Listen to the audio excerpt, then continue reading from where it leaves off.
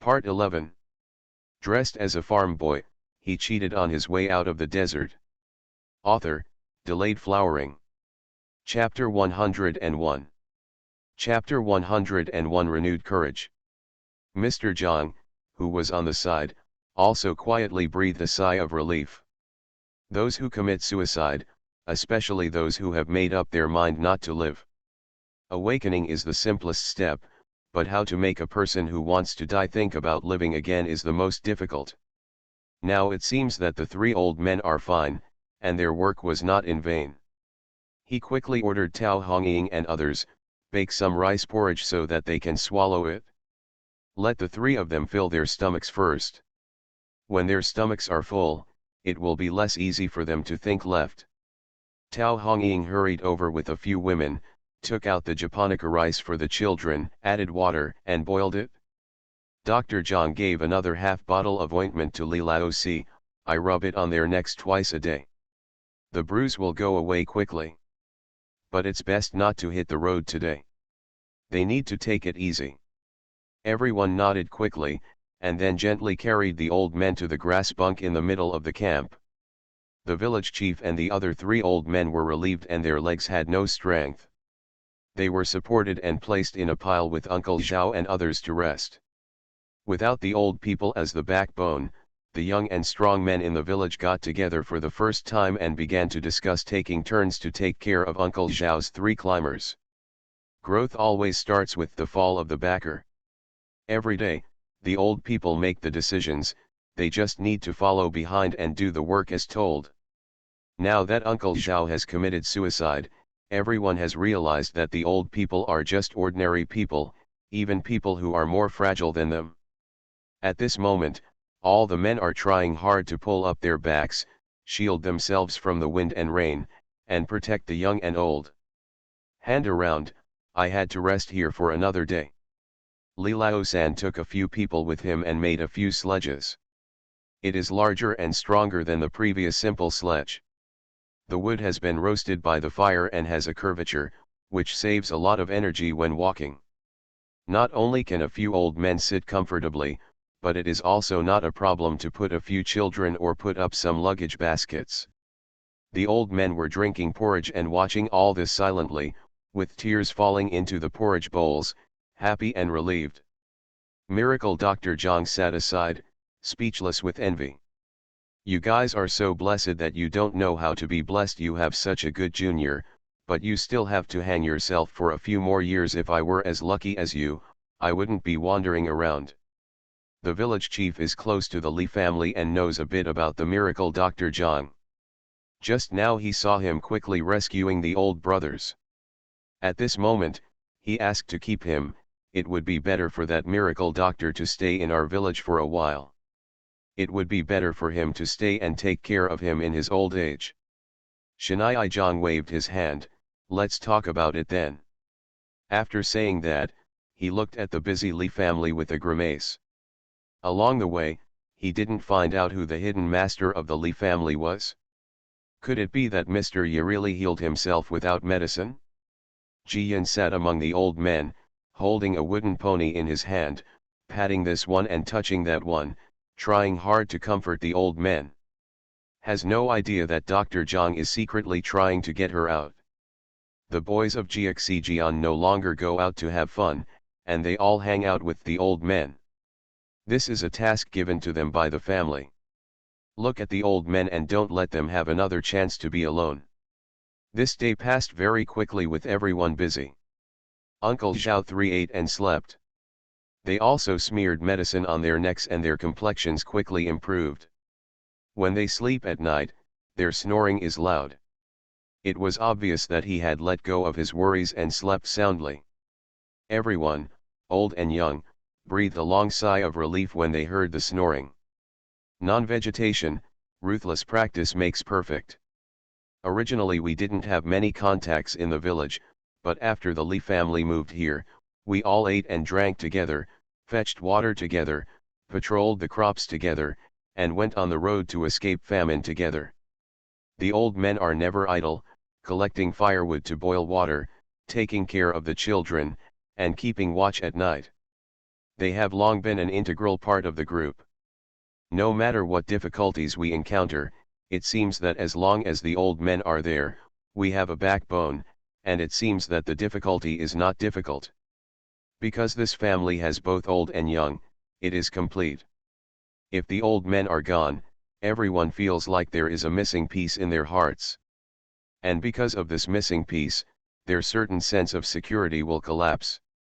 The next day, before dawn, everyone gathered together. Before the old men woke up, breakfast was ready and the hot water was boiled. Daking and the donkey were fed, and the luggage was tied to the sledge. The old men were a little uncomfortable with it, and they were all a little at a loss as they sat by the fire to eat. Ji-yin held the bowl and walked to her side, trying hard to share her salted egg yolks with several old men. Eat, eat. The old men couldn't bear it anymore, and tears fell down. The village chief also wiped his eyes and laughed and scolded, "You useless old thing, let a child worry about you, you are really promising."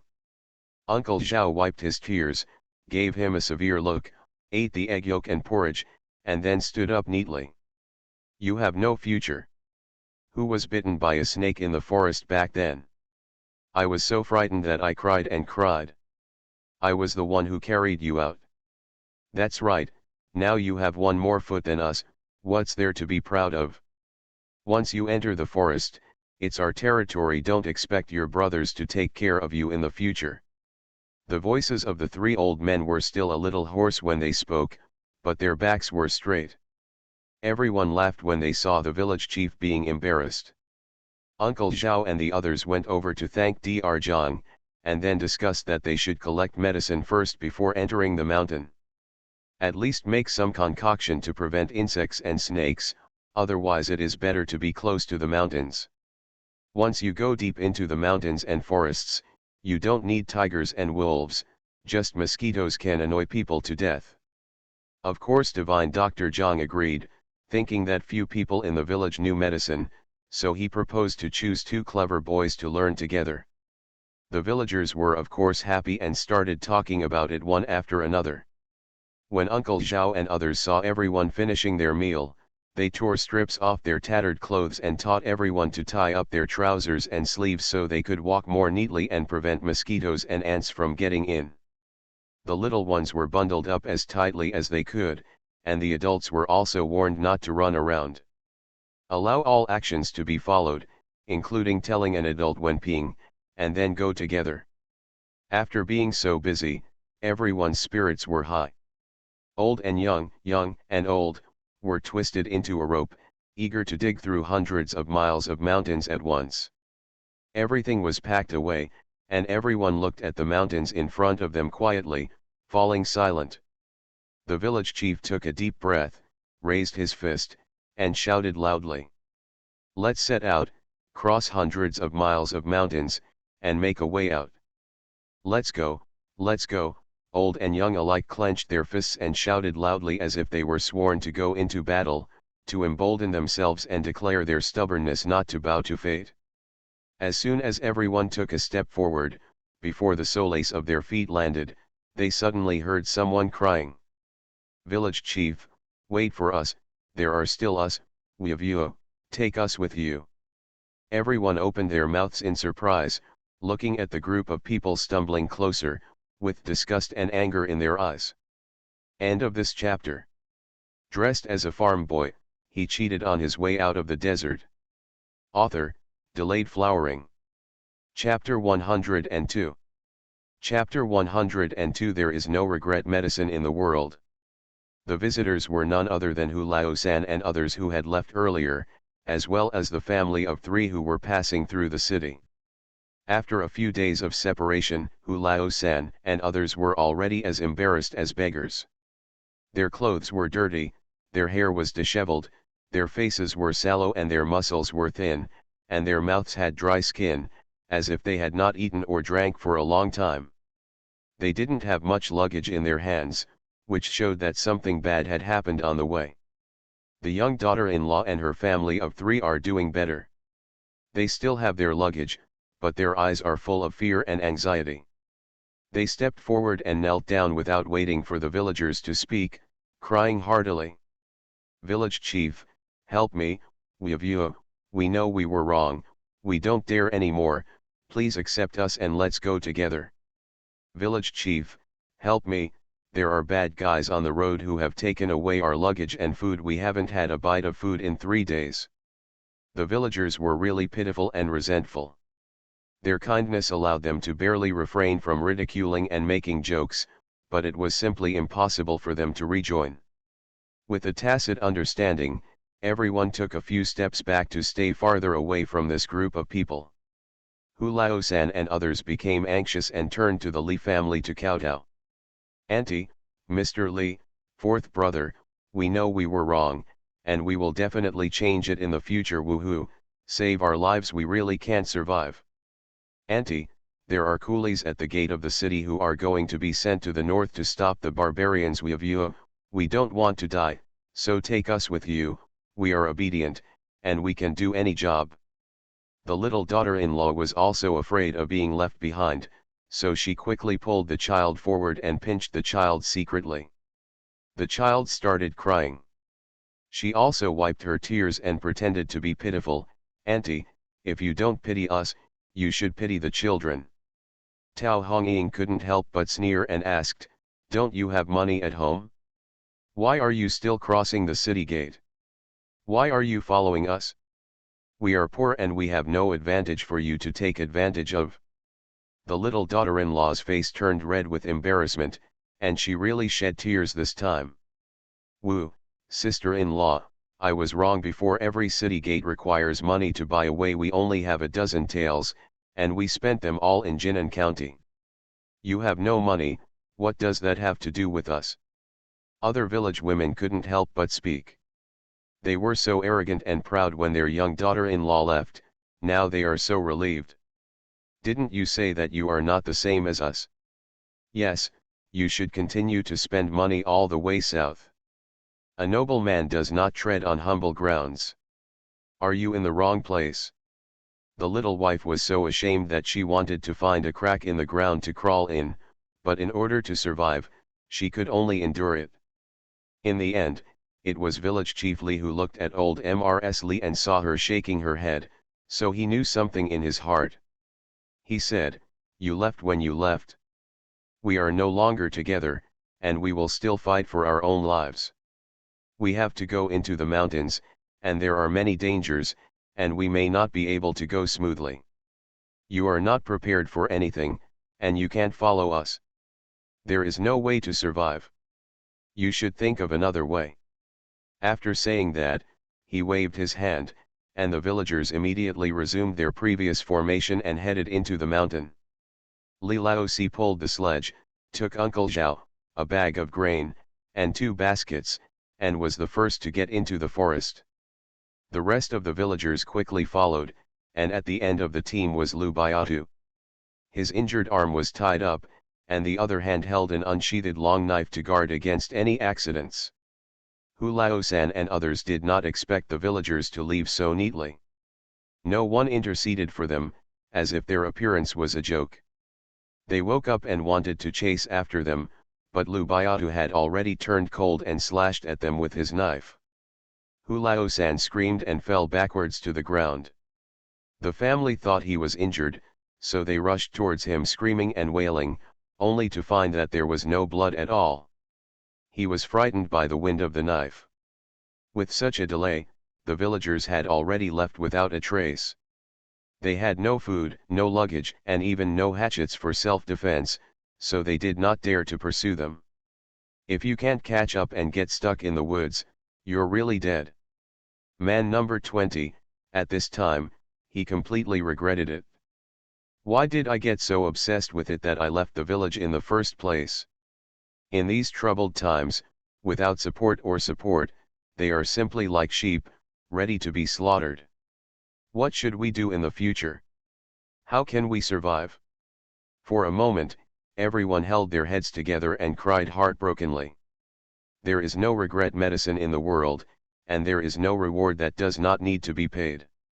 Unfortunately, by the time we understand this truth, it is often too late. Not to mention the people in Qingshui village who plunged into the Bailey Mountain, nor the crying and cursing of Hu Laosan and others. It can only be said that Kyoto at this moment is already in chaos. Even the rich and powerful families who got the news in advance began to dump things out early. But after 100 years of accumulation, it can only be moved in 1 or 2 days. The barbarian cavalry was getting closer and closer, and the news of the defeat was rushed for 800 miles, and was delivered to the city gate 5 or 6 times a day. Everyone is even more panicked, even the imperial commander also left the city yesterday. If the delay continues, everyone will become the ghost of the barbarians. Whether to give up money or life is a question. It is more important to choose to give up money. Everywhere in Kyoto seemed to have been ransacked. The doors of every house were open, chickens and dogs were flying, children were crying and old people were barking. The once most prosperous and most coveted place at the feet of the emperor is now abandoned by everyone, with no dignity or vitality. On the official road outside Kyoto, those who drove carriages, carried burdens, and walked with packages were all crowded together. It was really helpless, and the fields on the roadside were trampled flat. Go forward at all costs and rush to the Jinsha River to find a way to survive. This is everyone's goal, but I don't know how many people will achieve it. When the sun was setting in the west, it suddenly started to rain, and it became heavier and heavier. From autumn rain to cold, some people are afraid of getting sick and quickly seek shelter. In a shabby tea shed, Wu Kuiwa was sitting on the ground, stretching her neck and looking out. If the Li family saw her at this time, they might not be able to recognize her at all. Originally she was a glutton for food and sleep, and was the fattest one in the Li family. But now he is as thin as a monkey, his grey clothes look like they have been rolled in the mire, and they are extremely dirty, and his hair is disheveled, with strands sticking to his face and neck. If it weren't for the sunken eye sockets, there is still a little light, I'm afraid he would be no different from a beggar. One of her legs was strangely folded at her side, with faint traces of blood oozing from it. Her arm was also hanging down beside her, and her cheek on the same side was bruised with blood. It looked terrifying. Some people thought she was dirty and wanted to kick her out, but seeing her like this, they were a little frightened and could only stay away. Wu Kuiwa couldn't wait for her brother to come back, so she moved out again, but she hurt her broken left leg. The pain made her grimace and her face hurt even more. Thinking about this period of time, she couldn't help but secretly curse her bad luck. Had I known this, I would have washed my clothes in Junyang County until I was old and never came out. Previously, she disliked the hard work, and when Ergu tried to persuade her to flee to Kyoto, she was tempted. There are noble people in Kyoto, and there is gold everywhere. What can you do without getting rich? When she becomes famous, wears gold and silver, and goes back in glory, the Li family will regret keeping her. Today's third update is delivered to Huawei on time. There are already 211 book reviews. There are only 39 5-star reviews left before Huawei adds another chapter. Baby, move your fingers and click on the 5-star reviews. Huawei is gearing up and waiting to add more reviews for everyone. La. End of this chapter. You are listening to Novels at Bless Up channel. Wish you happiness and luck. Please subscribe to receive new novels. How do you feel about this novel? Please like and leave a comment. Dressed as a farm boy, he cheated on his way out of the desert. Author, Delayed Flowering. Chapter 103. Chapter 103, There is no turning back when the bow is fired. In the mountains and forests in late autumn, there is still fog in the morning. Half-withered leaves and vines are like cold poisonous snakes, which occasionally stick to the body, making people feel panicked. People in Qingshui village silently pulled sledges, carried burdens, and pushed wheelbarrows through the mountains and forests. I was full of confidence at the beginning, but after 3 days of arduous trek, there was not much left. This trip to the mountains was completely different from the one in Jinan County. The two mountains next to Jinan County are not high. People usually cut firewood or collect herbs and mushrooms and wild vegetables, and simple paths have been built. However, the mountain forests we traveled through this time were deep mountains and old forests with few traces of human habitation. Almost as far as the people go, they have to open a way. The ground beneath our feet is mud filled with rotten leaves accumulated over the years, and we are surrounded by old trees growing wildly and vines swaying everywhere. Even the flying birds are much bolder than those outside. Occasionally they will fly far away with the team, just to watch the excitement for a while. Last night, Li Laosi had discussed it with the young people in the village. Every hour, 2 people are assigned to open the road with hatchets and sickles, cut down annoying vines and wormwood, and scare away insects, snakes, and small beasts in the grass. It would be better to walk fewer miles a day, but also to ensure the safety of young and old. After 3 days in the mountains, everyone only came out of 2 mountains. Suddenly I remembered that I had to cross 40 mountains in 1 month. Did you take it for granted?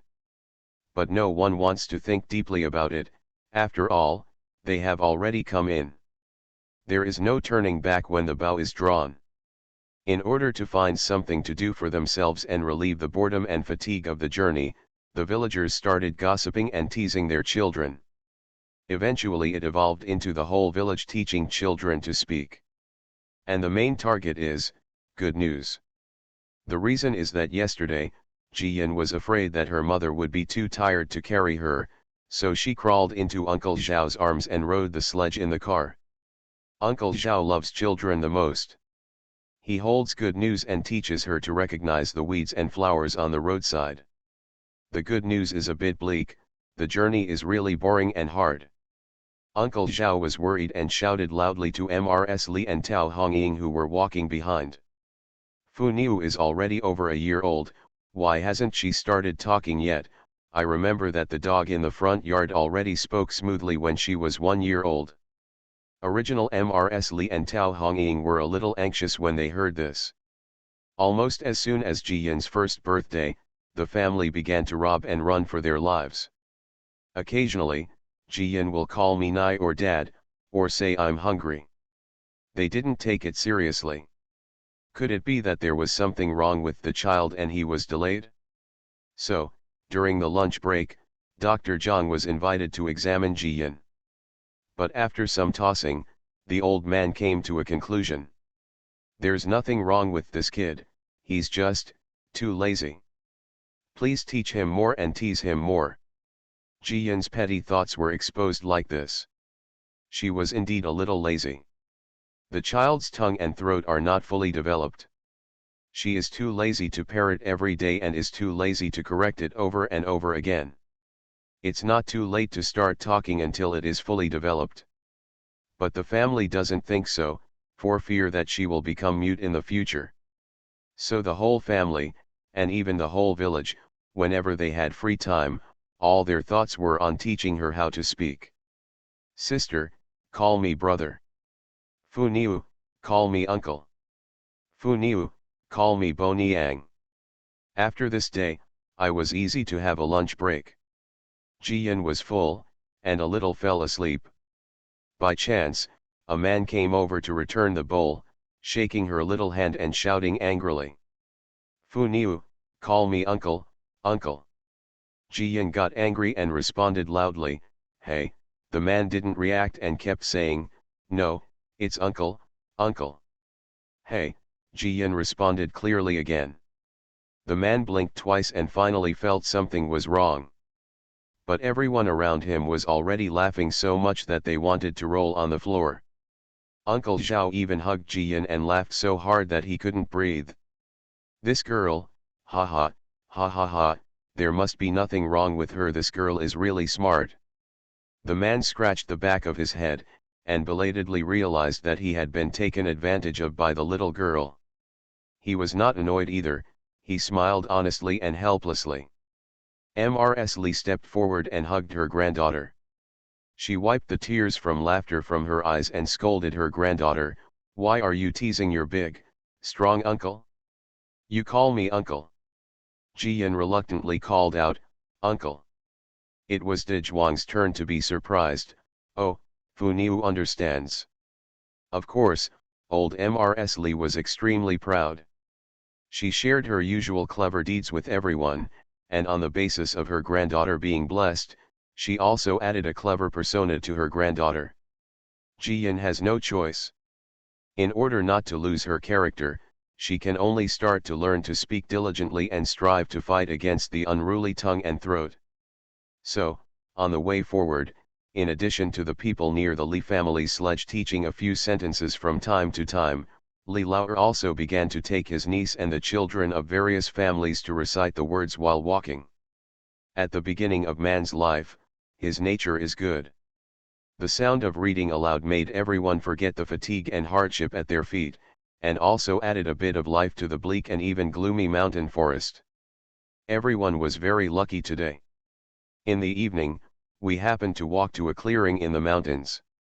There was spring water flowing through the grass, forming a creek 2 steps wide.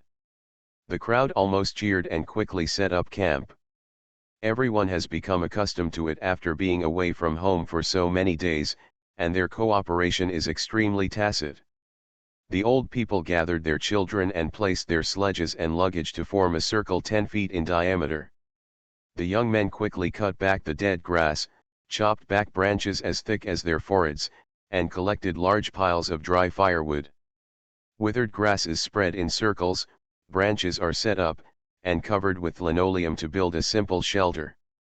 The shack is covered with quilts, and it becomes the territory of the little babies. Including Jiyan, there are only 8 children under the age of 5 in the village, and they are now the treasure of the whole village. Every time it was time to take a break, Uncle Wei and Uncle Wang would stand by and watch without blinking. After all, the dolls are too small, and they may be bitten by a bug brought back from a branch, which makes the children cry. Uncle Zhao, on the other hand, was carried by Jia Yi, followed by Li Laosi and Lu Baiatu, and took Lu Yang and other young men in the village to check the terrain nearby and identify the traces of wild beasts. It would be even better if we could hunt down pheasants and rabbits along the way. The young men learned seriously. If they didn't have bows and arrows in their hands, they would use big slingshots. Occasionally, if you are lucky enough to catch a pheasant, you are as happy as the Chinese New Year. Among your friends, you can be proud enough to hold your head high for 3 to 5 days. The medicinal powder given by divine Dr. Zhang is very powerful. Both Lu Baiatu and Lu Yang suffered from external injuries and have almost recovered in the past few days.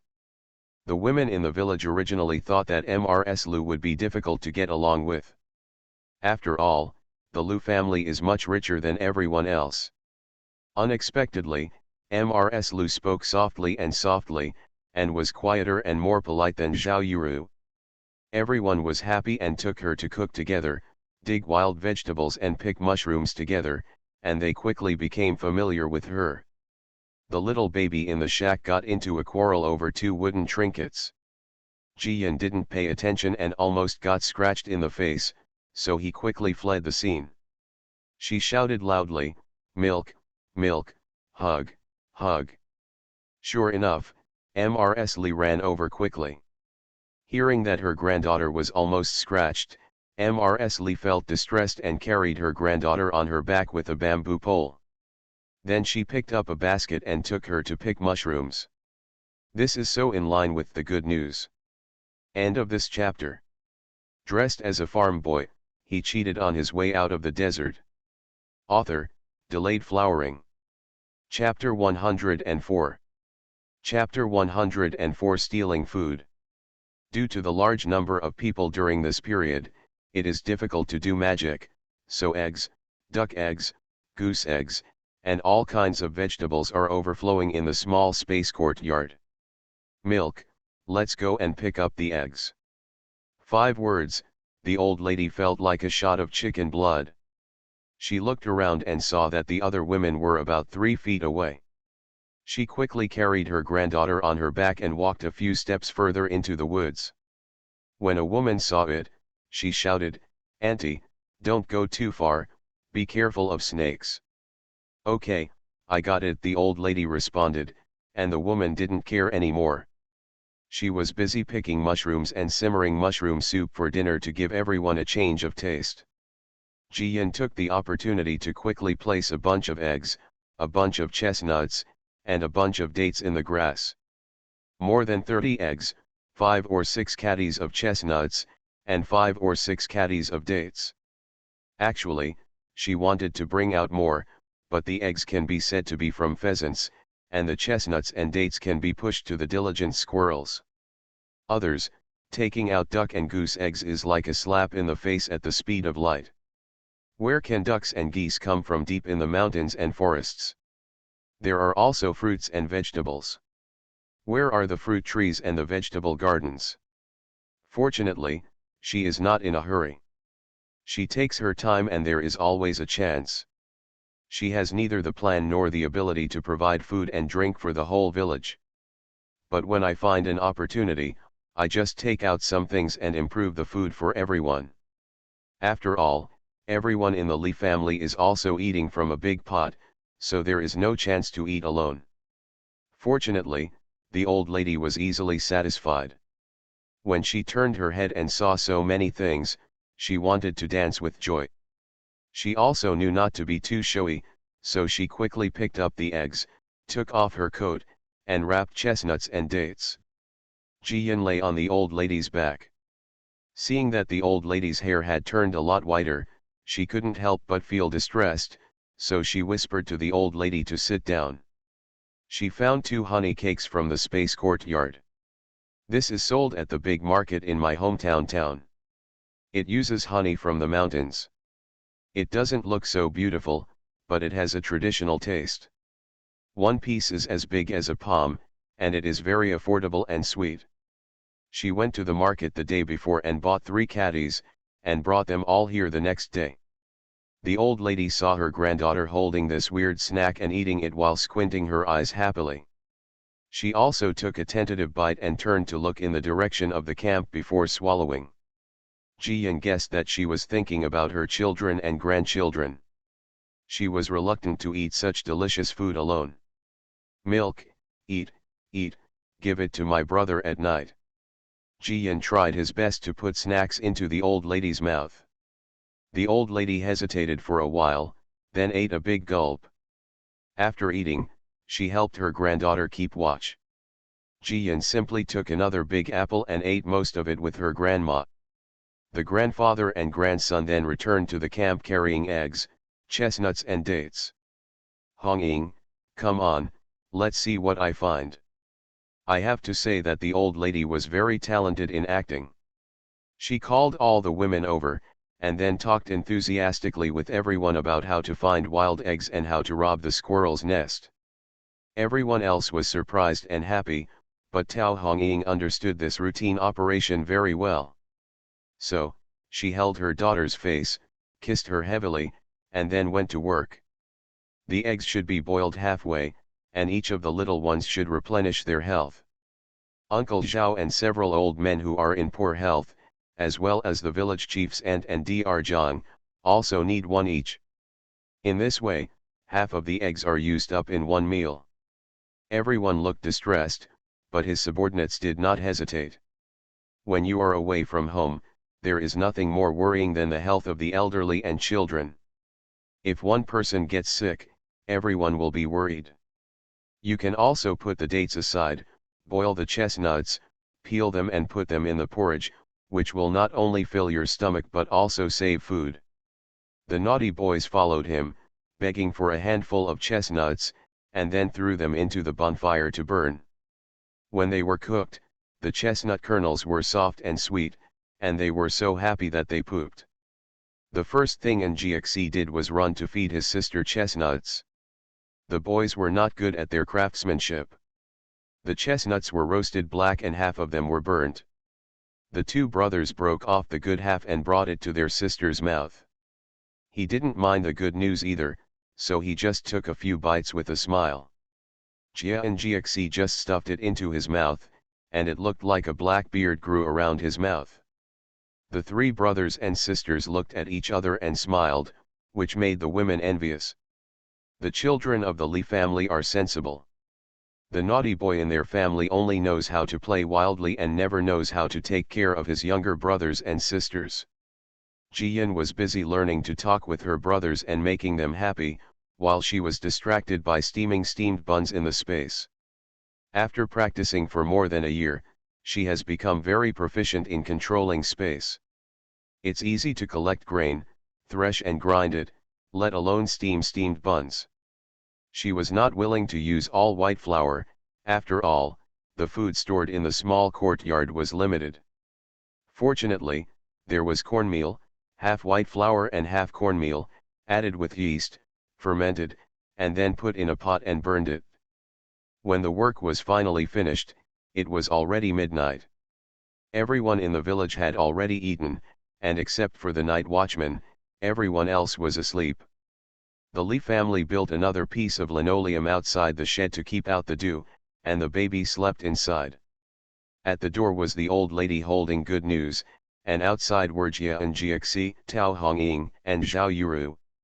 As for Jiarenjia, Yi Jiawen, Li Laoer and others, they all slept outside the circle with the men in the village, and even when they slept, they vaguely protected the old, weak, women and children. Jiyan quietly pushed her grandma. The old lady felt lightheaded and thought her granddaughter wanted to pee, so she sat up directly. Jiyan quickly hugged her neck and stuffed her with a warm steamed bun. Old Mrs. Li trembled in shock, vaguely smelling the fragrance of the noodles, and she understood what was going on. She didn't dare to speak. She kissed her granddaughter excitedly, then patted her two grandsons gently. Stop talking and open your mouth.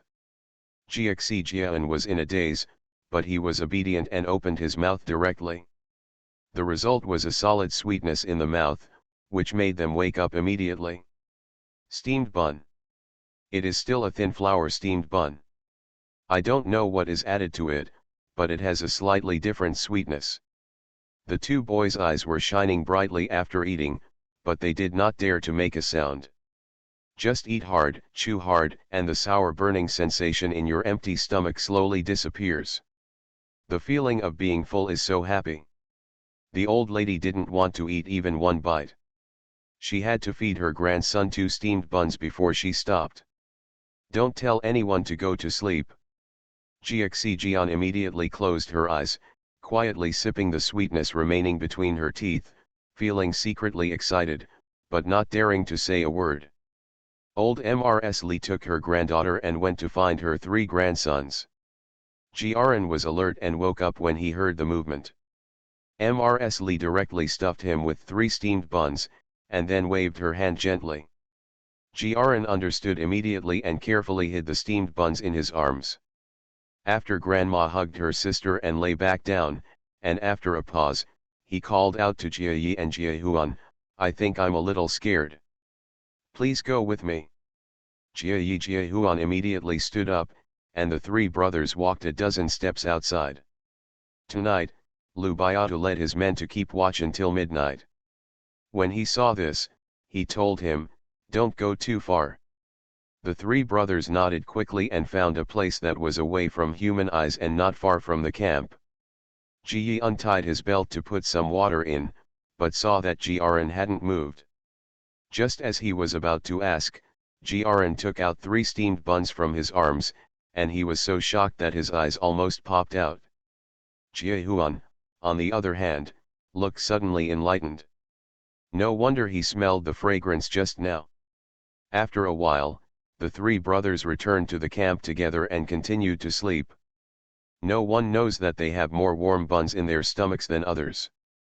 With this steamed bun as a base, it feels like the cold grass beneath me is a little warmer. End of this chapter. Dressed as a farm boy, he cheated on his way out of the desert.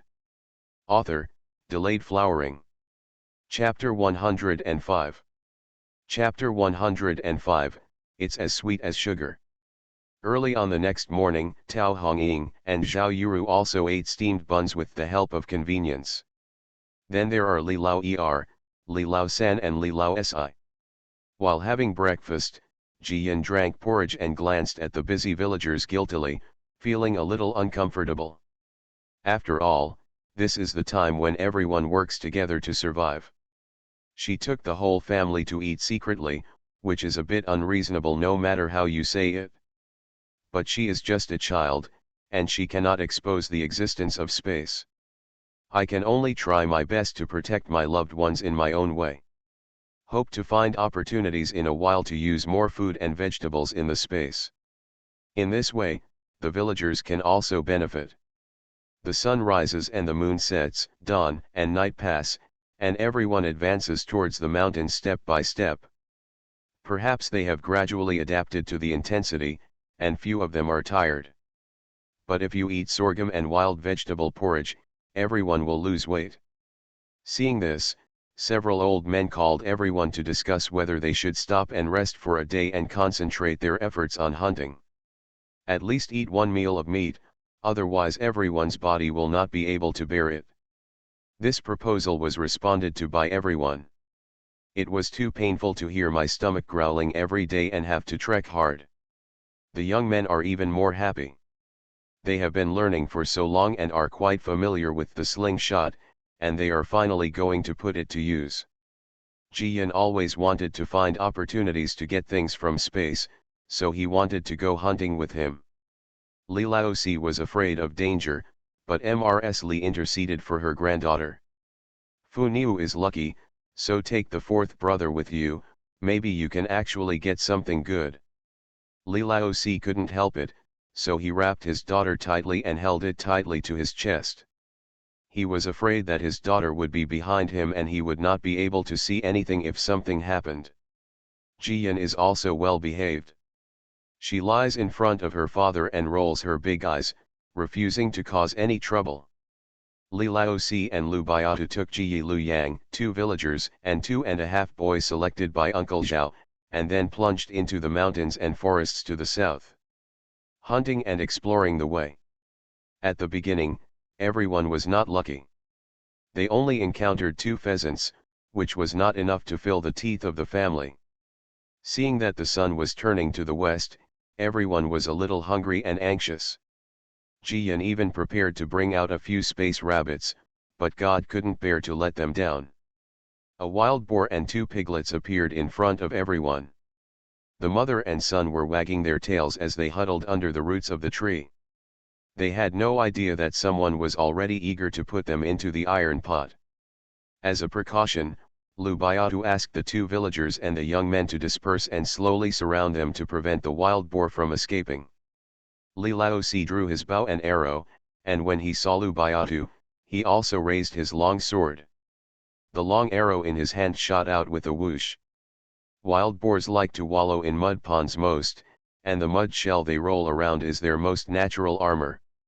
Even with Li Laosi's natural strength, when he shot an arrow, the arrow only penetrated half of the wild boar's belly. The wild boar is in so much pain that it goes crazy. The 2 little wild boars were startled and ran away. It happened to be in the direction of Lu Yang and Ji Yi. The 2 boys jumped out and kicked the little wild boar head on. The little wild boar was kicked over. Before it could get up, the 2 boys' hatchets hit it. On the other side, Lu Baiatu's long knife also chopped off half of the wild boar's head. The wild boar didn't even bark a few times before it died unwillingly. 2 villagers and the other 2.5 young men, let alone taking action, before they could see what was going on, it was a foregone conclusion that the 3 wild boars would become dinner. They were so happy. There is pork to eat, there is pork to eat. Hurry up and take it home. Both Lu and Li Laosi were also happy. Just as Li Laosi was about to step forward, the good news became urgent. She just borrowed the wild boar, but she did some tricks. Dad, there. She grabbed her father and struggled toward the small clearing behind a tree. An idea flashed in Li Laosi's mind, and he quickly rushed over. Sure enough, a small patch of sweet potato vines grew behind the tree. He took a deep breath and patted his daughter's back gently, feeling extremely complicated in his heart. He did not dare to explore what magical ability his daughter had, whether it was luck, blessing, or something else. He was just heartbroken that at such a young age, she had to flee with her family and wander all the time. If she had been reborn in a wealthy family, wouldn't she have had to suffer so much, and she wouldn't have had to do everything possible to feed her family. The steamed buns sneaked into their mouths at night, the suicidal rabbits that appeared from time to time, the pheasants that delivered eggs to their doorsteps, and the sweet potatoes growing in the barren mountains and ridges in front of them. Even the vines were fresh and tender and could be fried in a pot. Ji-Yun felt her father's choking, and gently pressed against his chest, obediently saying nothing. Actually, Dad didn't know that all this was painful to others, but to her it was sweet happiness. She is not afraid of hardship, but she is afraid of not having any relatives, wandering in the cold world like a lonely soul, waiting for aging and death. She cherishes every bustling day now. In the camp, everyone was preparing to light a fire and make dinner while looking southward, all thinking about the hunting team. Seeing that after walking for most of the day, the hunting team has not returned yet. Did you encounter any danger in the woods? Uncle Zhao beat his legs in annoyance, blaming himself again for his incompetence. If their legs and feet were fine, they would have gone to greet them long ago. Why are they in such a hurry?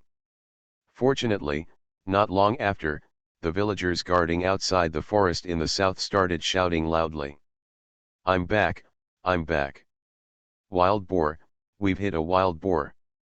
The whole camp was boiling, and men, women, old and young were running forward almost madly. It'll be good to come back, it'll be good to come back. I'm really afraid something will happen to you. Mrs. Lee quickly picked up her granddaughter and made sure she was fine before looking at the trophies her son had brought back. The villagers couldn't help but cheer. Why are there still sweet potatoes? So many. Enough to eat for several days. Lu Biatu wiped the sweat from his forehead and said with a smile, we were very lucky this time. We killed these 3 wild boars that were trying to eat, and then we found a patch of sweet potatoes growing there. No wonder the wild boars couldn't eat them. If you don't open your eyes, you will be picked up by us all. Everyone carried the wild boar and sweet potato back with all their hands and feet, pretending not to notice the embarrassment of Li Laozi and others. Since they didn't bring bags, the basket they brought couldn't hold so many sweet potatoes, so they had to take off their clothes and pants. Now that they were wearing middle coat, they really looked out of shape.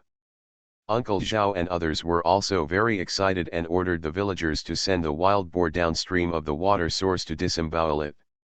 The women kept their feet off the floor, preparing to boil water for stew. Wash the sweet potato vines, chop them into small pieces, blanch them in water, and dip them in miso to taste delicious. As for wild boar, it is best to stew it with dried vegetables brought from home. Dried vegetables can also absorb the flavor of meat when eaten in soup. Of course, the sweet potatoes are also washed a lot, cut into pieces, and stewed in the same way. When the time comes, they will be eaten by the children and the elderly with bad teeth. They will be fragrant and soft. In the entire camp, men, women, old and young were all busy looking for wild boars and sweet potatoes. Mrs. Lee guessed that her granddaughter had played a role in it and hugged her. She couldn't get enough of her. Ji-Yun suddenly remembered that she had brought a gift to her grandma, so she took the old lady to see the basket that Ji-Yi carried back. There are a handful of small flowers in the basket. The stems and leaves are nothing special, but the petals are green. Mrs. Lee held it in her hand, looked left and right, and asked her granddaughter with a smile, did Fu Niu bring this to grandma? Ji-Yun nodded, lowered his head and sniffed, liking the fragrance of the flower very much. When Mrs. Lee wanted to talk again, Dr. Zhang happened to be passing by. When she saw the flower, her expression suddenly changed. Throw it away quickly. End of this chapter. You are listening to Novels at Bless Up channel. Wish you happiness and luck. Please subscribe to receive new novels. How do you feel about this novel? Please like and leave a comment. Dressed as a farm boy, he cheated on his way out of the desert. Author, delayed flowering. Chapter 106. Chapter 106. Is there something weird about the little girl? The old lady was startled and didn't understand what happened.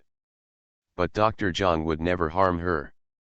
When she realized what she was doing, she raised the green flower in her hand and planned to throw it away. But, by this time it was already too late. Two black shadows shot out from the branches nearby like lightning. He arrived in the blink of an eye.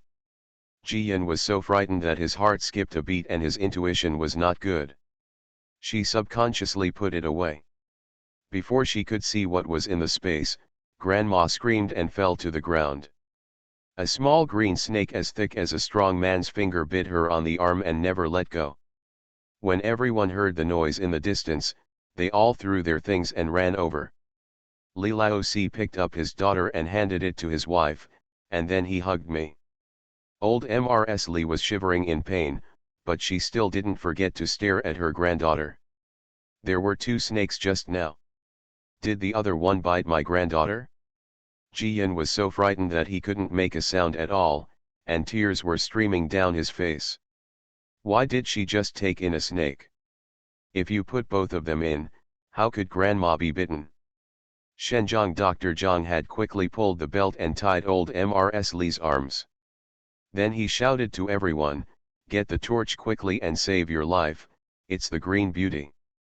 No one else had heard of Green Beauty, but Lu Biatu's expression changed. He took out the dagger and handed it over. Magic Dr. Zhang cut open Mrs. Li's sleeves and then carefully inserted the dagger into the 7 inches of the little green snake. The little green snake almost curled up in pain, and slowly let go of old Mrs. Li's arm in its mouth. Dr. Zhang quickly cut open the snake's belly, dug out the snake's gallbladder, crushed the green flowers into juice, and mixed it with the snake's gallbladder. Fourth brother, out the snake venom and be sure not to swallow it, not even a little bit.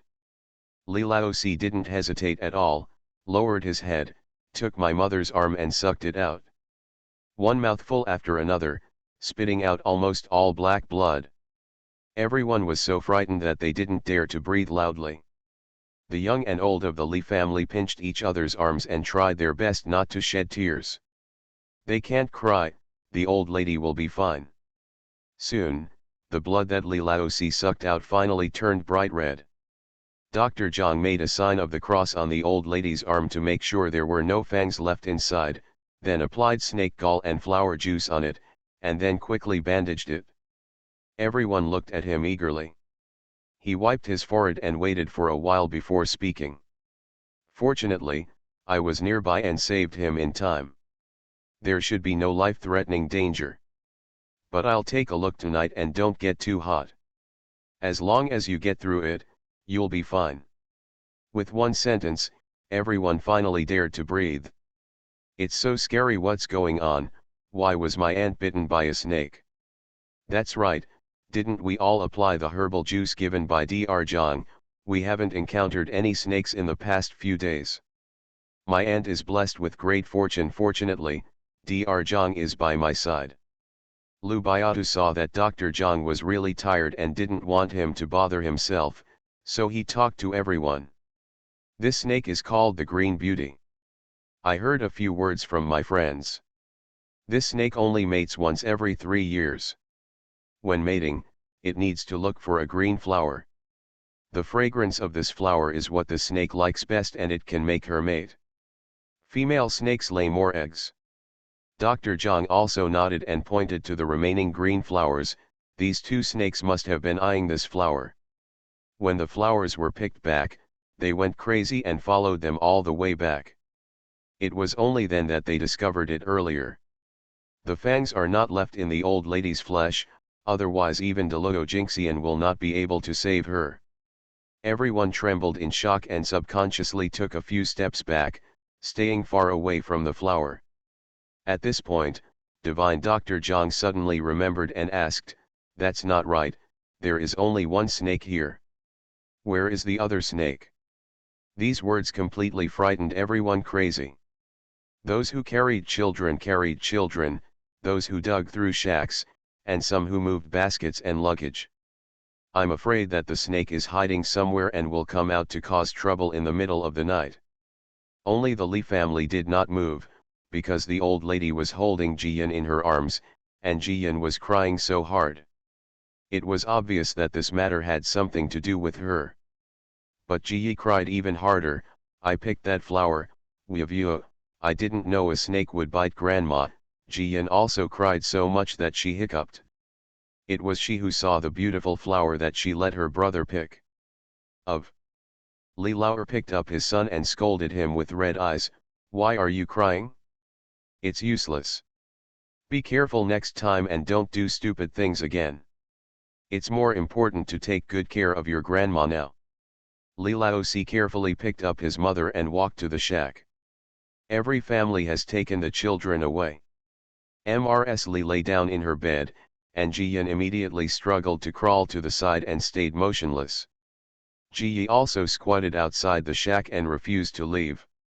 No one was able to do anything, so Zhao Yuru was left to take care of the old lady, while the others went to work.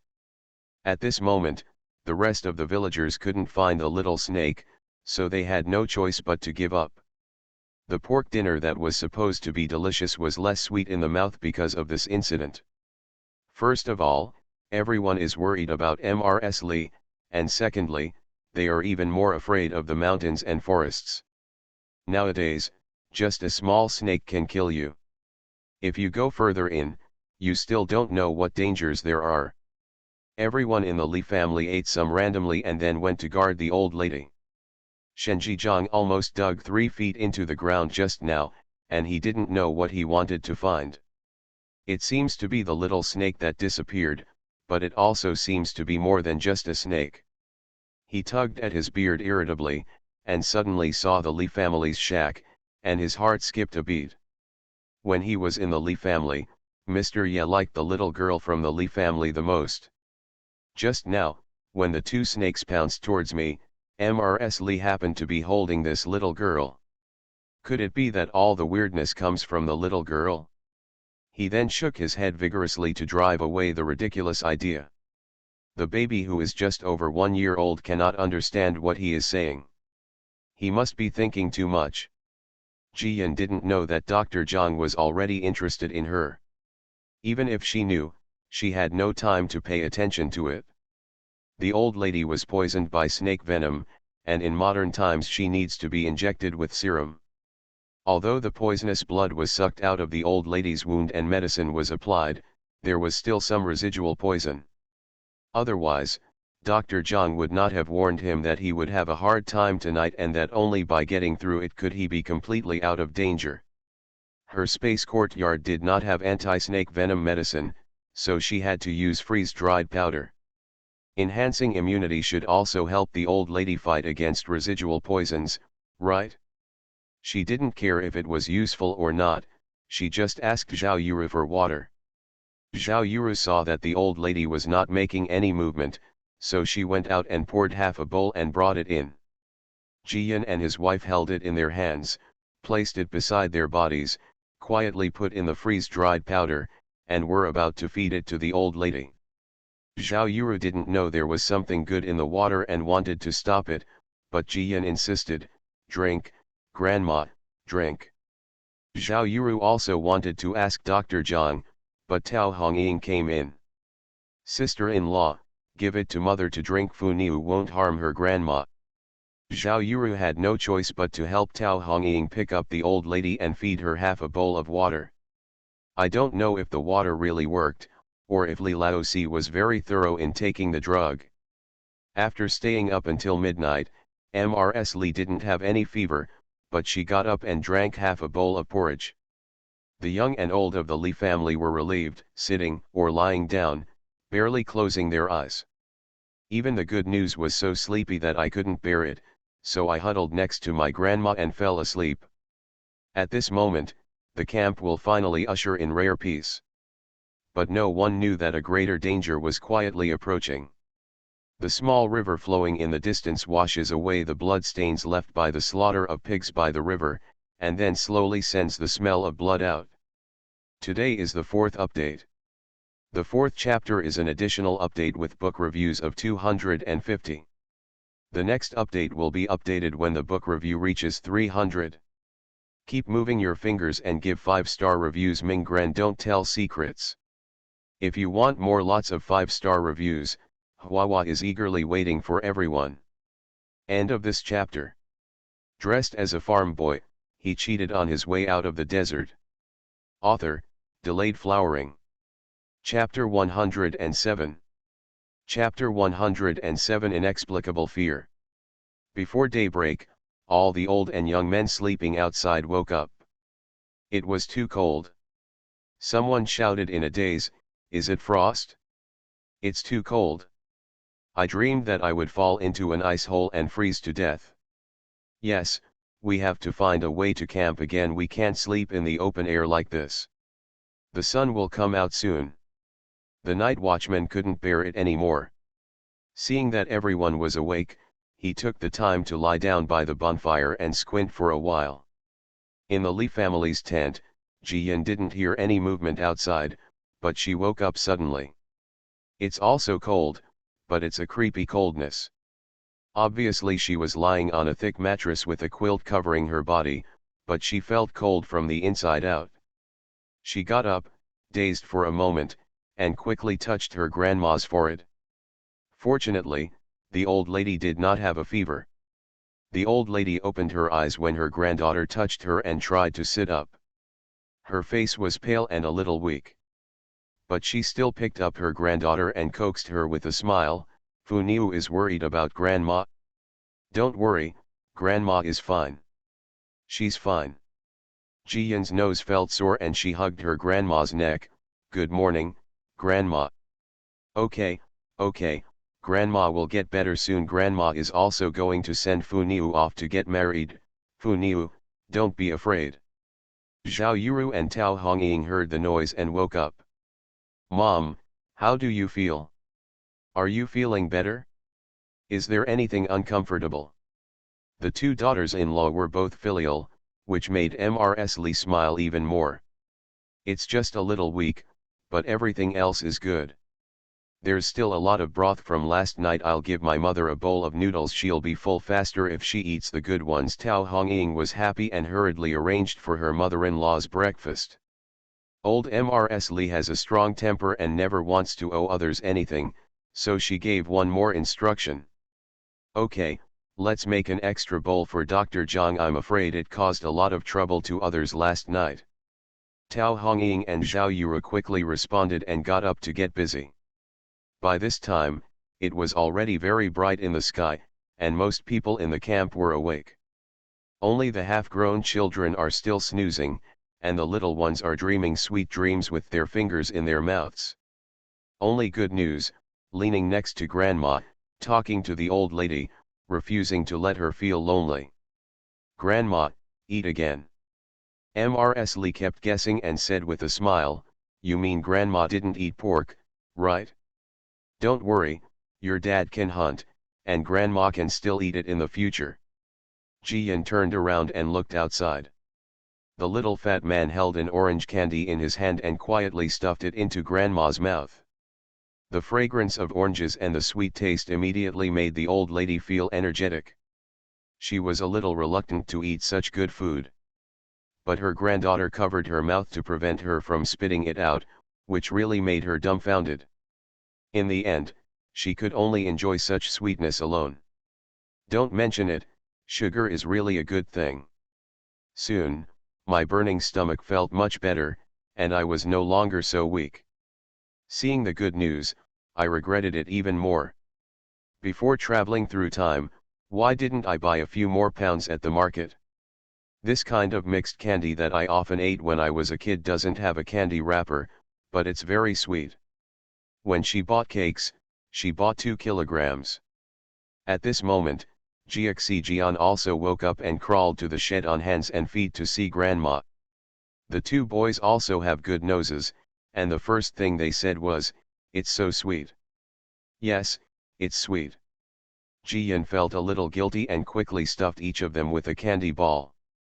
The two boys were so surprised that their eyes almost popped out of their sockets, but they kept their mouths tightly shut, not daring to speak, for fear that Tian Tian would escape. Old Mrs. Li couldn't stop laughing, and shushed slightly, signaling her grandchildren to keep it a secret. Jiaxi Jian nodded vigorously and leaned next to her grandma. Her little face was tense, but her tongue was frantically licking the candy ball. Sweet, there are such delicious candies in the world.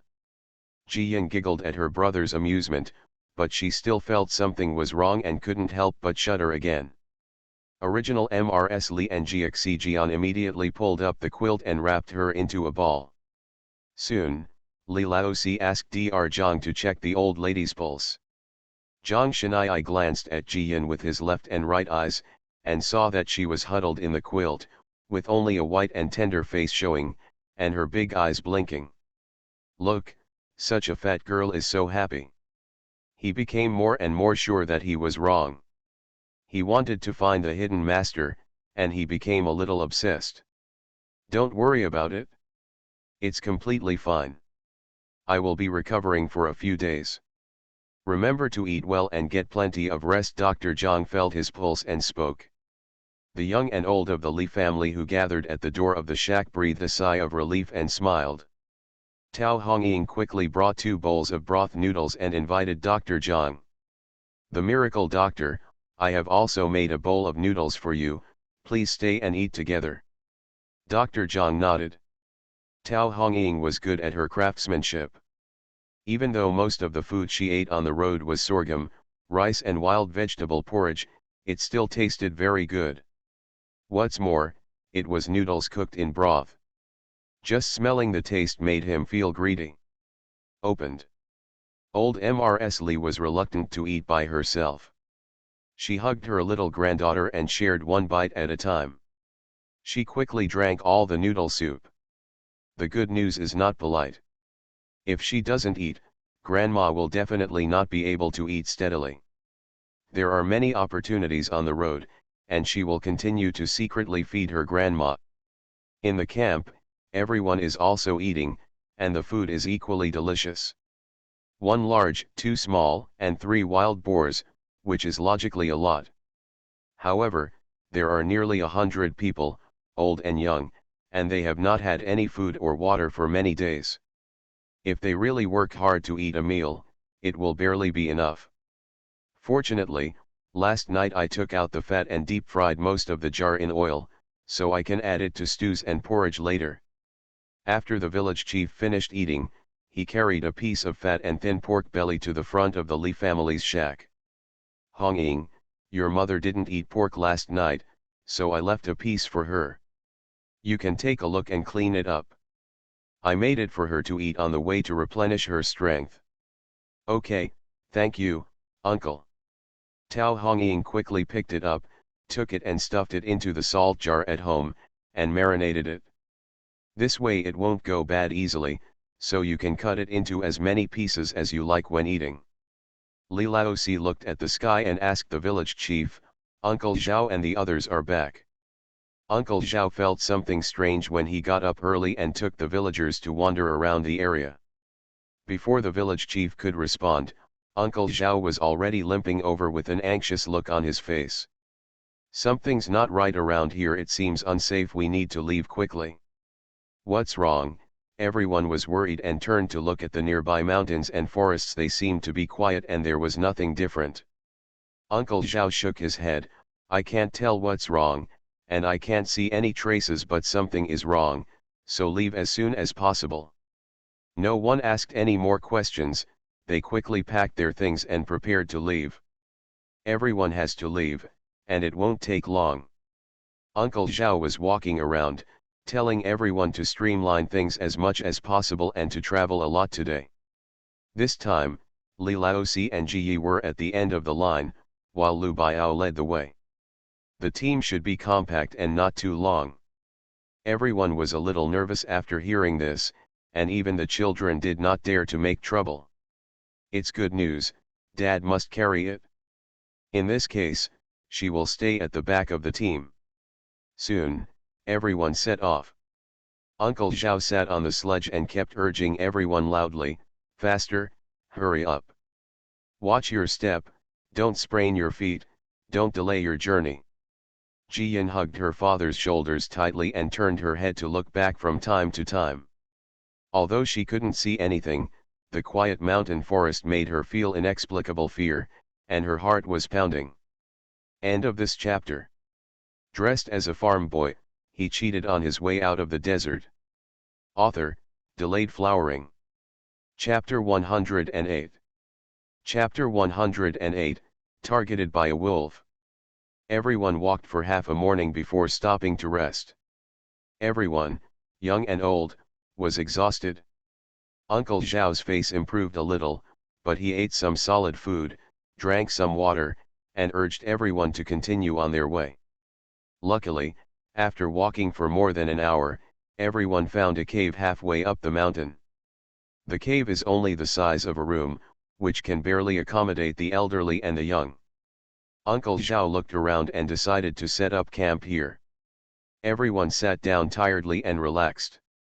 Uncle Zhao shouted to the men, "Don't take your hands off the knife and don't go far away." Some people felt that Uncle Zhao was too cautious and shouted, "Uncle, what are you afraid of? This road is quite quiet." Uncle Zhao glared and cursed, "What do you know? You should be afraid of silence. In such a big forest, there are no pheasants, rabbits, or birds. It is normal if there is movement. If there is no movement, it means there is something nearby, and the little beasts are afraid. All hidden." Everyone thought carefully about what he said and it made sense, and they all got up immediately. Fourth, bring more people and chop wood right in front of you, the better. I'm afraid I won't have a good time tonight. Uncle Zhao shouted loudly and called the women again. Just one bite for dinner, watch the children and don't run around. Everyone responded loudly and took action one after another. Soon, the men chopped down the firewood. There was no water nearby, so the women used the saved water to make porridge. As long as it was cooked, 1 bowl per person would be dinner. The old people were busy cleaning up the cave. I wonder if any big beasts lived in this cave. There were no insects or snakes, but there was a fishy smell. After cleaning it up and laying it out with linoleum and quilts, we can still live in it. At least it will be much better than the previous shack. Children, big and small, were barefoot and laughing and playing on the quilts. Jiyan was the youngest, so he crawled to the entrance of the cave and sat down for fear of being stepped on. Mrs. Li was worried that her granddaughter was thirsty, so she brought a bowl of water over and saw the entrance of the cave. At the edge of the forest nearby, there was a sudden scream. The old lady was so frightened that she threw the bowl away and rushed forward to hug her granddaughter. "There is a wolf." The camp immediately became a mess, and the men picked up hatchets and rushed forward. It turned out that the village chief's donkey sneaked to the edge of the forest to eat grass and was surrounded by 4 or 5 wolves. The donkey's neck, hind legs and belly were all ripped open, and it screamed in pain. Everyone subconsciously wanted to the donkey back, but Uncle Zhao tried his best to stop them. "Everyone come back, everyone come back, you can't go, be careful of wolves rushing into the camp." The men woke up and retreated one after another to guard the camp. "Light a fire, more bonfires." Uncle Wei and Wang also stepped forward to help and shouted at everyone to move back. Soon, everyone retreated to the entrance of the cave. The women didn't care about scalding, they picked up the almost cooked vegetable porridge and ran away. The men held hatchets and sickles in their hands and protected the women, old people, and children behind them. 110 people, at this moment, they didn't dare to breathe. 100 pairs of eyes just stared at the village chief's donkey, which gradually became silent and was dragged into the woods by a few wolves. The village chief's aunt is weak and seldom talks, but now she was crying until she was weak. The family has kept this donkey for 5 or 6 years. The couple has no children, so they really treat it like a relative. Now he is eaten by wolves. Mrs. Li hugged Jiyan and came close to pat her on the shoulder, trying to comfort her, but her lips trembled in fear. Ji-Yan secretly breathed a sigh of relief, and the hairs on the back of his neck that had been standing up all day softened. The fear of being threatened for no apparent reason is what scares the most. Now that we know it was the wolves that fell behind, it's not so bad. There was no movement in the forest for a while. A villager wiped the cold sweat from his head and asked in a low voice, "Uncle Zhao, have the wolves left?" Uncle Zhao's face turned black and he shook his head and said, "They must not have left. Those wolves are just the vanguard. There must be at least 30 wolves in the pack. One donkey is only enough for the Wolf King and a few of the strongest wolves to share the rest. They are all hungry, and they won't let us go." Hearing this, the timid woman started sobbing while holding her child. Mountain forests, being stared at by wolves, it is undoubtedly dead. The village chief waved his pipe and pot and scolded everyone, "Cheer up, you are scared before the wolves come around. It's better to just give the meat to the wolves. That's right, there are so many of us, we still have hatchets and sickles, and Lao Si and Lu Biatu are even more masters. We can deal with dozens of wolves, so what's there to be afraid of?" Uncle Zhao also yelled, and finally said, "These wolves have stopped moving. I'm afraid they won't start attacking until everyone is asleep at night. Let's eat when we need to eat, drink when we need to, and save our strength. At night, we work hard when." Li Laosi and Lu Biatu stepped forward. "Uncle Zhao is right, we can divide them into 8 or 10, and there won't be much left. We can finish it off with one knife each. The old people and children are all in the cave, and we are not afraid of sneak attacks by wolves. We just need to guard the entrance of the cave. Yes, let's light more fires.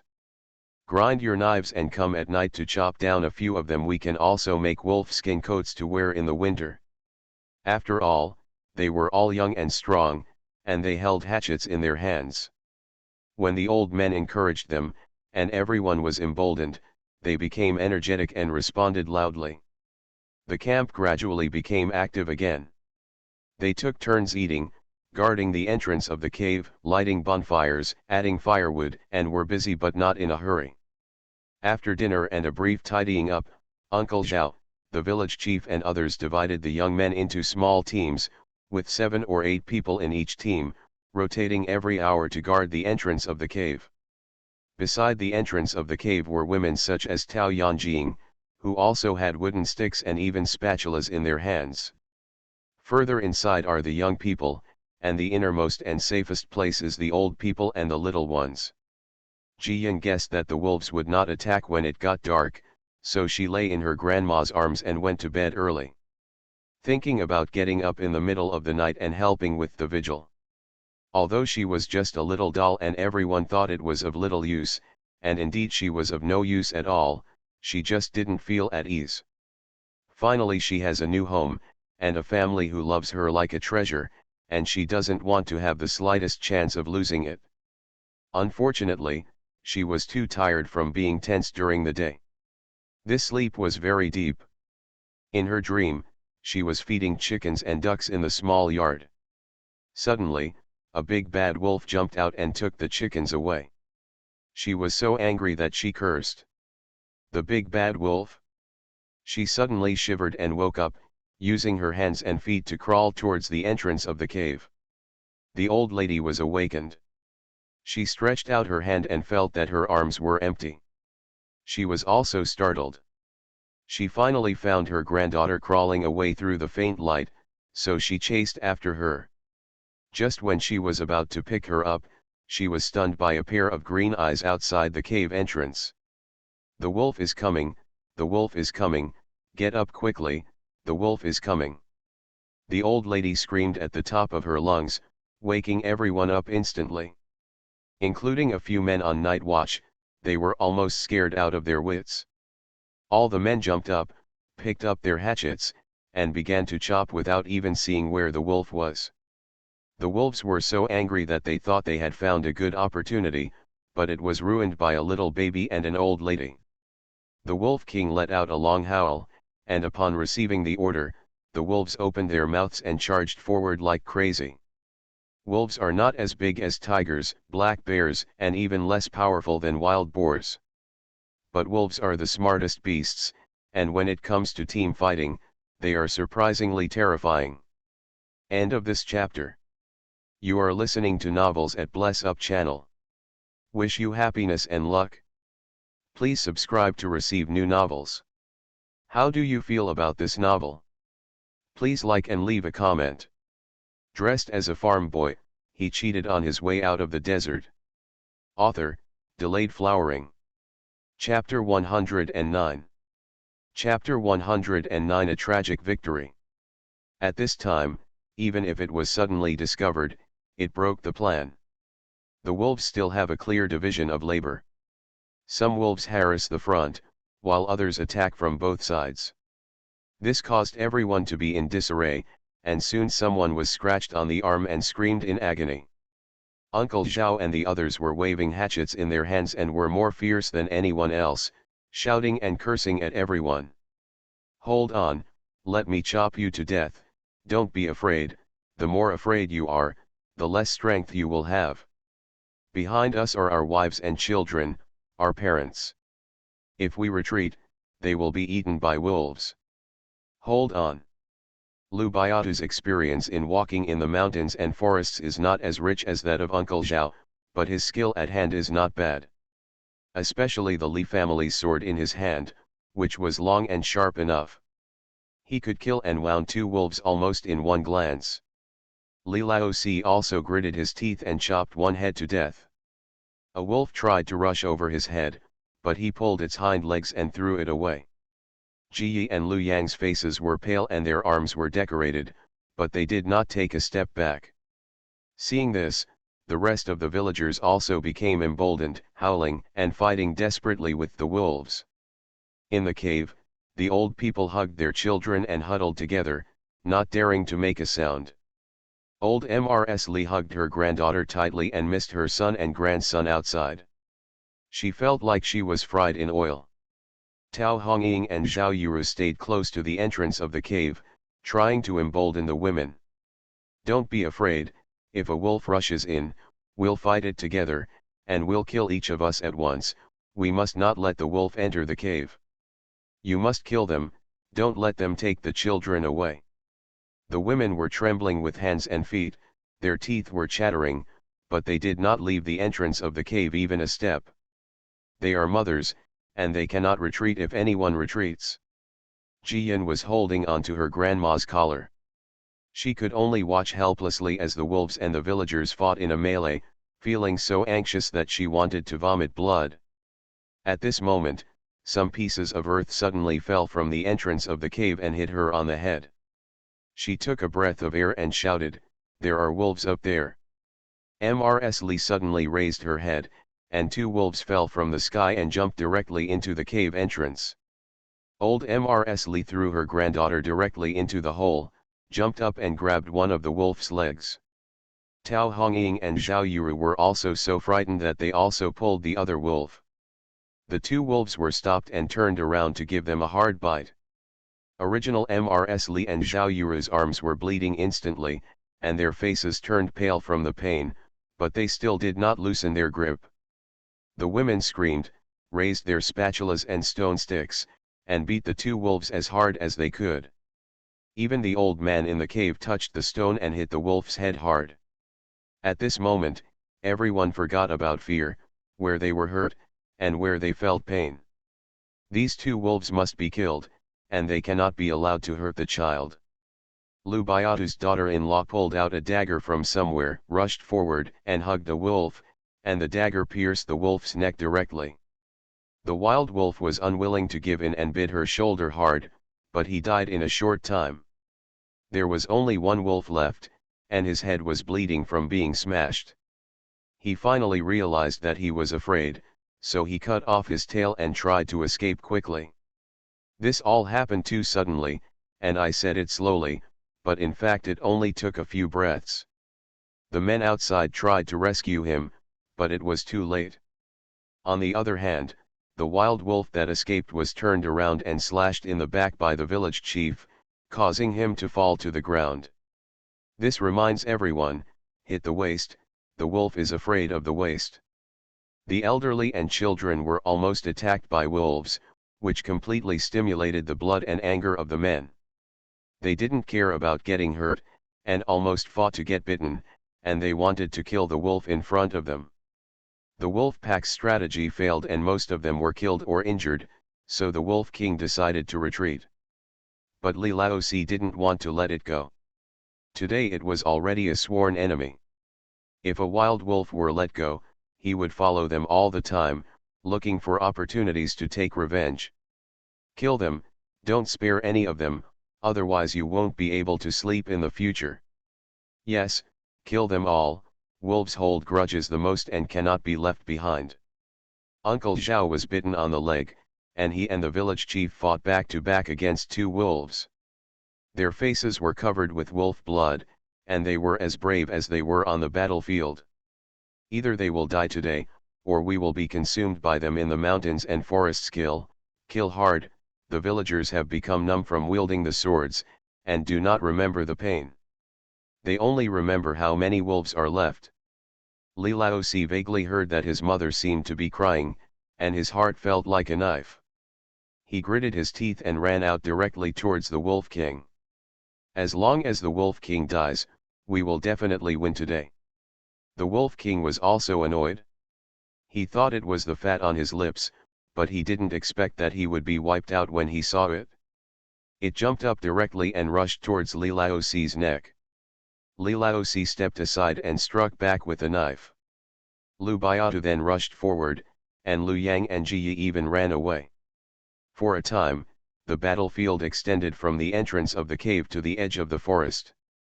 Everyone has forgotten life and death, and forgotten fear, they only know that they must kill the wolf in front of them. The wolves suffered a complete defeat and aroused all their ferocity. One party has to protect his wife, children in order to survive. In order to fill one's stomach, one also wants to survive. The law of the jungle has never changed. There will be no preference for one party just because he or she can speak or write. But in the end, it is the courage of human beings to defend their loved ones that prevails.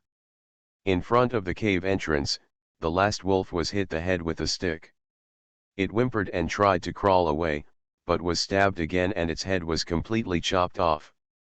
At the edge of the forest, Li Laozi hugged the Wolf King and rolled on the ground, strangling the Wolf King's neck. Lu Biatu found an opportunity and slashed the Wolf King on the waist. Lu Yang and Ji Yi pounced on him, using all their strength to tear off half of the Wolf King's body. The Wolf King's internal organs fell on Li Laozi, causing the Wolf King to scream in pain and lower his head unwillingly. I don't know when, the sky has turned white, the morning wind is blowing, the forest is desolate, and the leaves are rustling. Maybe he was trembling with fear, maybe he was cheering and applauding this life and death fight. Inside and outside the cave, no one spoke for a long time. I didn't know who it was, so I asked in a trembling voice. Did we win? This sentence seemed to open everyone's tear ducts, and they all cried. Woohoo, we win, we win. All dead, all wolves are dead. Ah, mother, I'm scared. Dad, how are you? Where are you injured? We of you, don't scare me. Just respond quickly.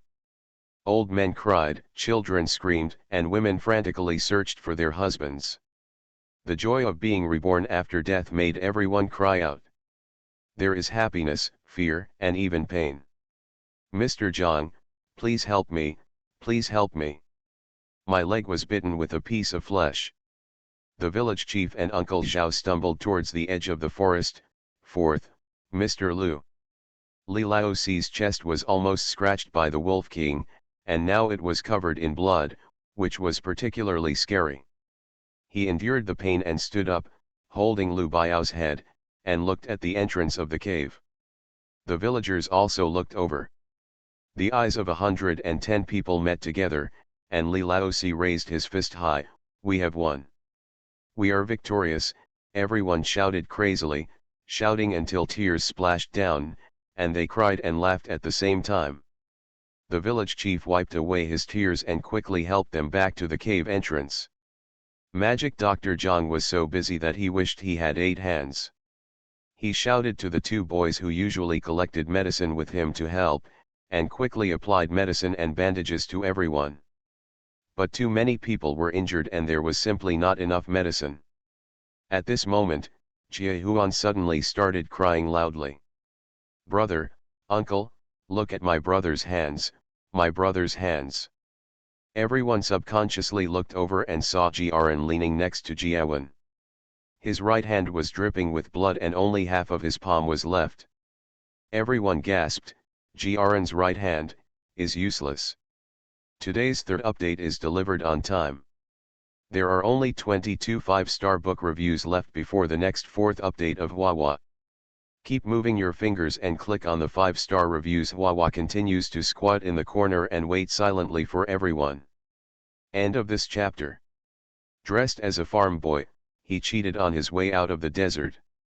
Author, Delayed Flowering. Chapter 110. Chapter 110. This lesson is too profound. Jiaran, the Li family members all rushed over regardless of being injured. Jia Huan cried even harder, "Big brother blocked the wolf's mouth with his hand to save me. Oh wow, what should I do? Big brother's hand still needs to write." Everyone was also shouting, "Mr. Zhang, help me. Quickly show Jiaran and save the child's hand." Jiaran was helped to sit at the entrance of the cave. Dr. Zhang took a brief look and shook his head. "No, and half of the palm are gone. If I were in Kyoto, I could still do something. At this time, there is nothing. I can only stop the bleeding and ensure that the other 3 fingers can still move in the future. But writing is impossible." Jiaran couldn't hold it in any longer and burst into tears. He does not regret saving his younger brother, but if he cannot write, he will not be able to study, he will not be able to take the exams for merit and honor, and he will not be able to shine and support his family. Old Mrs. Li hugged her eldest grandson and tried her best to hold back her tears. "Jiaran, don't cry, let's cross the Jinsha River and find a way. Grandma will definitely let you study and continue writing." Li Lao just injured his arm, and now he patted his son's shoulder regardless of the blood. "Man, don't look in front of you, there will definitely be a solution in the future." In fact, he is more sad than anyone else. After all, his son is continuing his dream of studying. Shenzhong Dr. Zhang quickly cleaned Jiaran's stumped hand, bandaged it with medicine, and then went to treat others. In the fierce battle just now, almost everyone was injured. The heaviest one was Mrs. Lu, whose shoulder was almost bitten through by a wild wolf before she died. There is also Uncle Zhao, whose original injured leg was injured again, and a piece of flesh and blood was removed. There is no good spot on Li Laoxi's chest, and the arms of Tao Hongying and Li Laoxi were also bitten. In the final analysis, the Li family suffered the greatest damage. But Li Laoxi killed the wolf, and Li Laoxi and his wife tried their best to protect the old man and the children in the cave. Thinking of the danger just now, someone hugged my mother and son, cried and kowtowed to Li's mother-in-law and daughter-in-law, and many people also knelt down. They were fighting with the wolves at the front, not caring about what was behind them. If there were no Li family's mother-in-law and daughter-in-law, they would have to turn around to rescue them, and many elderly and children would probably be killed or injured. "Auntie, you and your family are my family's great benefactors. From now on, as long as Auntie says something, I will repay you with swords and fire." "Me too, Aunt, we of you, my little one's life was saved by you. Auntie will be my biological mother from now on, and I will definitely be filial to you." Old Mrs. Li was anxious, worried about her eldest grandson's hands, worried about the injuries of her son and daughter-in-law, and she couldn't even care about her own injuries. At this moment, she reluctantly raised her hand to signal everyone to get up. "You're welcome. Let's go into the forest together to survive. It's right to help each other." Besides, my family, Funiu's family, Eleven's family, and my family are all in there. Who dares to let the wolf get in? Get up quickly. The village chief's arm was also injured. He endured the pain and sat next to his old wife, yelling at everyone. Don't be polite. Those who are not injured should go and boil hot water and cook. Those who are injured should save some energy and bandage their wounds. There are many other things to do. Uncle Zhao also said, we can't continue on the road like this. We have to stop here for 2 or 3 days. We also have to cut branches to build sheds, hunt and cook, and do whatever we can. For now, these wolves have been exterminated, and there will be no big wild beasts. Come here, but don't be too relaxed. Having said that, remembering the sneak attack just now, he cursed again. That was on duty just now. Why did he sleep to death? If we hadn't discovered it in time, everyone would have had their necks bitten off. 4 villagers immediately lowered their heads, their faces flushed. My nerves are too tense during the day, and I feel very sleepy at night. When it was the turn of the 4 of them, they saw that there was no movement around, so they discussed with each other. 2 of them took a nap, and the other 2 watched. Unexpectedly, the 2 people watching could not help but squint. Uncle Zhao still wanted to curse, but finally sighed. These people are ordinary farmers, and they are not afraid of hardship even if they are asked to cultivate the land and pull weeds. But it is simply impossible to turn them into vigilant and brave hunters or soldiers in a short period of time. To be fair, they have been doing pretty well this way. Especially just now, who tried his best to not retreat. Everyone was injured. Forget it, it won't happen next time. If you have free time, think more about it. If you are lazy for a moment, everyone will be harmed. The 4 of them nodded vigorously. The lesson learned this time was so profound that they would never forget it for the rest of their lives. The Dr. Zhang didn't have enough medicine for wounds, so he only treated 7 or 8 serious injuries, and he had to hold on for the rest of the minor injuries. He must immediately go into the woods to collect herbs, crush them directly, and apply them to the wound. It can also disinfect, stop bleeding, and remove heat. In addition, a large pot of medicinal soup must be boiled, and everyone must drink a bowl. Although wolf teeth are not venomous, they are not clean and can easily cause fever after being bitten. If you are unlucky, your life may be in danger. Several injured villagers and young men, together with Jian, followed him into the woods. At this time, everyone is working together, and no one is lazy. Fortunately, this place has gone deep into the mountains, there are no human footprints at all, and there are many medicinal materials. When the sun was directly overhead, all the wounds were bandaged and the medicine was given. The old ladies cooked sorghum, rice, and vegetable porridge for everyone to eat. Mrs. Li took half a ladle of japonica rice, and Tao Hongying cooked white rice porridge, beat 2 eggs to make egg drop, sprinkled some chopped vegetable leaves, sprinkled some salt, and it was sick rice. Everyone ate a bowl regardless of whether they had an appetite or not. Jiyan's forehead was scratched when her grandma threw her into the hole. Although there wasn't much blood left, it was now purple and scary. She was already fair and fat, and it was even more obvious when she looked at her. Orange Mrs. Li went to Dr. Zhang to confirm again and again that her granddaughter would not hurt her brain before she could rest assured. The eldest grandson, on whom the whole family's hopes have been pinned, has lost his hand. If something happens to the little granddaughter again, she really won't be able to live. Jiyan ate a few mouthfuls of porridge and sat next to her elder brother. Jiaran's empty bowl was placed next to her. She secretly added ingredients and water, making sure her elder brother drank it. Jiaran had no choice but to drink it in one gulp with a grimace, thinking that his sister would keep him quiet for a while. As a result, Jiyan pulled his left hand and scratched his leg. Jiaran didn't react for a moment, so he hugged his sister and sighed. "Don't make trouble, Funiu, brother, my hand hurts." Ji Yin heard the choking in her brother's voice and became more and more anxious to comfort him. "Brother, leave your shoes." Unfortunately, her tongue was not very obedient, and Jiren couldn't understand what she was saying. She was so angry that she ran to pull a branch, and wrote the character with her left hand in the open space next to her eldest brother. This is what Jian taught her, so there is an excuse for writing it now.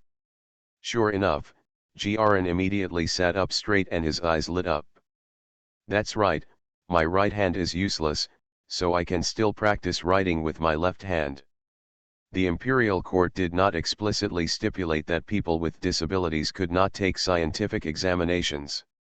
Even 100 years ago there was a prime minister who was lame. He hugged his sister excitedly and cried silently. This is the great hope in despair, the salvation from his fall into hell. "Sister, we of you, thank you, I forgot, how could I forget?" Jian was pressed into her elder brother's arms. The bruise on her forehead made her gasp in pain, but she did not move. She gently patted her elder brother's arm with her little hand. As the eldest brother among the grandchildren of the Li family, Jiren is proud and has always carried the important task of bringing glory to his family on his shoulders. Suddenly half of his right hand was missing, and the pain in his heart was unparalleled. End of this chapter.